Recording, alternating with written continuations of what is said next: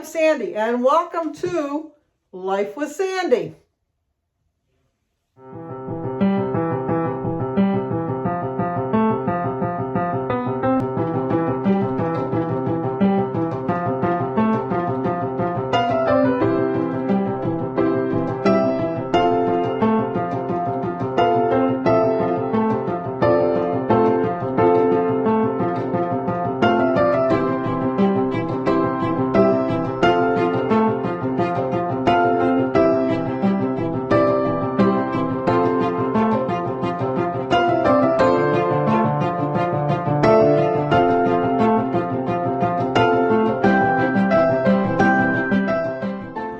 Today is Monday, March 7th, and we have a birthday. Today is Juanita's birthday. Happy birthday to you. Happy birthday to you. Happy birthday, dear Juanita. Happy birthday to you. Cha-cha-cha. Well, I hope you have a great birthday, Juanita. So this happened overnight. Look what happened overnight. This was the area that we were first concerned about right here. That was looking, and I said, that's just dirt. But when I tried to clean it, it's not just dirt. So we have a Jimmy's tile guy coming out today. What we want to do is we want to eliminate that, because this used to be a bathtub. But when my mother moved in with us, we needed to have a walk-in shower. Even the tile on the bottom, look how disgusting that is. We tried to repair that right there, and that didn't work. That is stains that we can't get out no matter what we try. And then obviously just a little bit of soap drippings. But pay no mind to how disgusting the shower looks. We definitely need a new shower. But like I said, that area right there was what I was concerned about. Jim took a shower last night, and when he stepped out of the shower, that happened. Is John going to be able to fix this? And look at, we have in the shower an outlet. What's going on with that? What I want to do is Okay, this is the demolition of our shower. Obviously, it's way more than we thought. But what do we notice that shouldn't be in a shower? An electrical outlet. Oh. Well, how appropriate is my channel name now, Life with Sandy. Welcome to my life. We bought this house in November of 2006, and we moved in with my mother. My mother moved in with me in 1994. I told that story the other day. And she wasn't handicapped, but she was having some really major health issues. And when she had to take a shower, the tub that was we have a bathtub in our main bathroom, which is basically the guest bathroom. And then we had a jacuzzi tub in our master bedroom, and which was a very high tub and had the jets and all that. You could take a jacuzzi bath. Jim and I don't take baths, so we knew we were never going to use it as a bathtub. But my mother never felt secure lifting her leg up over to get into the shower. So since Jim and I don't take baths anyhow, and we kind of wanted to leave a bath in case, company came and wanted to take a bath. So we decided to use it in the master bathroom, that we were just going to make it into a shower, a walk-in shower. And so we converted we hired a tile person, whatever. I know they got an official title. I don't know what it's called. But anyway, we hired somebody to come in, and they tore out the bathtub. They kept the bathtub. They asked if they could keep the bathtub, and I said, yeah. So I'm thinking, well, they're going to do an extra good job because they want to make sure that they don't do a lot of damage to the tub. So, we told them they could have the tub. And they took it out. Then we had to go and match the tile, which was like a pain because the house was built in 99, and so like 7 years later, it was kind of hard to find the tile. But we actually did find perfectly matching tile that matched it perfectly. So we went and bought the tile, and they redid the bathroom. And this was in probably, the later part of 2006, because we moved in here in May. So it would have been in the summer of 2006. So they would have replaced the wall, and put the thing. First of all, how did they not notice that electrical outlet in the bathtub? Jimmy seems to think that probably what happened was that when they wanted to convert it into a jacuzzi bathtub, that they probably had to bump the wall out into the bedroom, into the master bedroom, to make room for it. And rather than eliminate the plug, just thought that they'd put some board over it, I guess. So it was just a scary thought. I mean, even with the tile and everything, it's just a scary thought to think that how many showers I took in there I take a shower every single day for what, the last almost 16 years. Anyway, so they replaced the tile and we put it up, and we never had any issues up until about, I would say about 2 weeks ago. I clean the tile. I do a clean every week, which is like everybody does, I know. But, like I would spray the Dow's bathroom cleaner on it and clean it all off. And then I'd spray Windex on it to make it a little shinier. And I did that every week, and it was fine. And then it just kind of looked, after a while, it just kind of looked kind of grungy. So I had told Jim, I think you need to regrout. I think that we needed to regrout it a little bit, that it needed it. And he kept saying, no, there's something wrong with the wall. And I kept thinking, you're crazy. You're just crazy. There's nothing wrong with the wall. And so I took a shower in the morning, and it was fine. I mean, there was nothing. I mean, the tile was perfectly flat against the wall.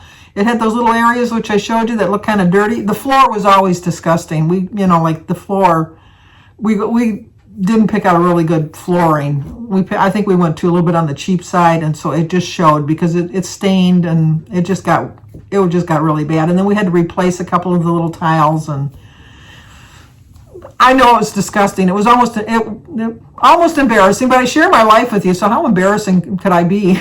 I don't get embarrassed easily. It was just disgusting. I knew it, but it was just Jim and I going in there.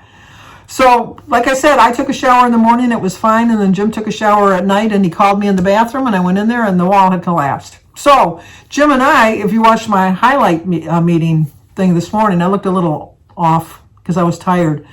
We decided that we were going to just completely remodel the whole bathroom at this point. We thought, what the heck, we might as well just, because we were always talking about kind of remodeling it anyhow. I've never liked my cabinets, my vanity. It's kind of like I thought it was like a contact paper, but I guess what they must have done was they must have had the cupboards refinished, and it probably was on I know there's another name for it, not refinishing. Resurfaced. I think they probably had it resurfaced, and then they put some kind of it looks like contact paper. So yesterday I spent the day peeling all of that crap off and getting it, and so it was just, I was a little achy this morning because that's just who I am. I just doing a little bit more work than I normally do. Sad to say. But so then Jim started doing the shower, and he says, I got pretty bad news for you. And I go, I don't want to hear bad news because the bathroom is already costing us a fortune as it is. And we had known that there was going to be mold. We had 100% certainty that there was going to be mold behind that wall. We just didn't know the extent of how bad that mold was. It's really bad. So we stopped work right away, put our masks on, closed the bathroom door. We closed off the shower, and this morning I called and made a homeowner's claim. So we're waiting for the adjuster to come out to see the damage. So I always like to look at the good side of things. We were going to have to come out of pocket with probably, by the time we priced everything out, it was probably going to be like $7,000 or $8,000. Now all we have to do is pay the deductible. Hopefully, that's what we're hoping to get it done. And so the adjuster is supposed to come out within the next day or two to give us a price. We might end up still having to pay more. I don't know. And then we have the weirdest deductible. Our deductible is $2,148. How did they come up with that amount? I could see if it was $2,000 or $2,500, and it's not even 10% of what we paid for the house, because I thought, well, maybe it's just 10% of what we paid for the house. It's not even 10% of what we paid for the house. And then I thought, well, maybe it's 10% of what the house was listed for. No, it's not 10% of what the house was listed for either. how that came up with that number. And I asked the lady that was taking the information, and she couldn't explain it either. She said, well, you'd have to talk to the adjuster when he comes out. And I said, well, I'm going to ask him because it's just such an odd amount. So we don't know how long that's going to take. And then that happened, as my family always says, and then that happened. So the good news is that we don't have to finish demolishing the bathroom. We can have somebody else do it. The bad news is it's way worse than we thought, and I'm just hoping that there's not too much damage because that's an outside wall. So I'm just hoping there's not too much outside damage. We did look down the basement to make sure that there was no damage down the basement because we have a guest bedroom down the basement, and we have like a drop ceiling in that. So Jim went down, took the drop ceiling out to look, and thankfully there's no damage there. And the floor looks fine, because then I'm thinking, how come I never fell through the floor? Oh, can you only imagine? I had a friend, he had a toilet that was kind of like above his kitchen. He had a two-story house, and he was above the kitchen, and he was sitting on the toilet in the morning, and he just felt like it was a little looser than it should have normally been. And he just thought, well, this is kind of odd because it just feels, and the floor, when he got up, he said the floor felt a little squishy, but he didn't think too much of it because he said it really didn't seem that he was having any issues with it before. He had a little bit of a leaky toilet, but he thought that it was like something that could wait. He was going to get a new ring put on it, and or a wax ring. That's a mouthful.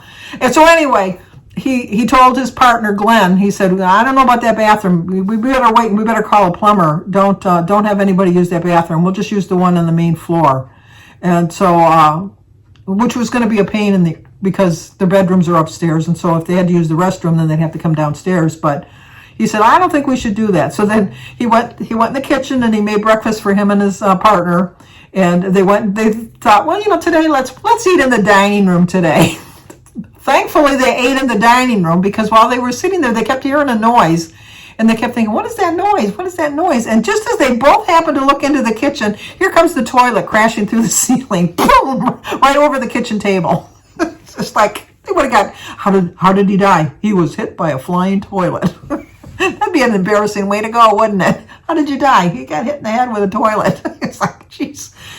So obviously, they had to call their homeowners and get that fixed. But he said that, that just shows you how fast things can happen. So beware. If something is a little leaky or squeaky or whatever, check it out right away. But we only ever had to use homeowners insurance. Well, we used it twice. I'll take that back.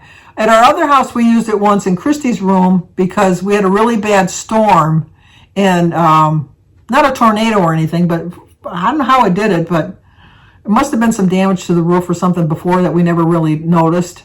And the ceiling crashed in on her, so they had to completely remodel Christy's bedroom, which she liked because she got to pick out all new carpeting. She was like a teenager at the time, so she got to pick out new carpeting and like the wall color, and the insurance came in and fixed everything up.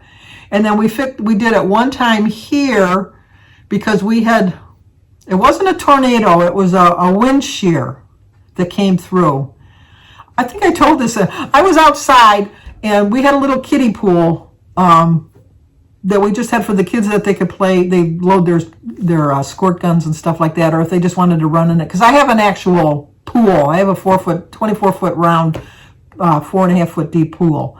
But so I had the little kiddie pool there, and it was getting really windy. And so I thought I better move that pool, and put it in the shed.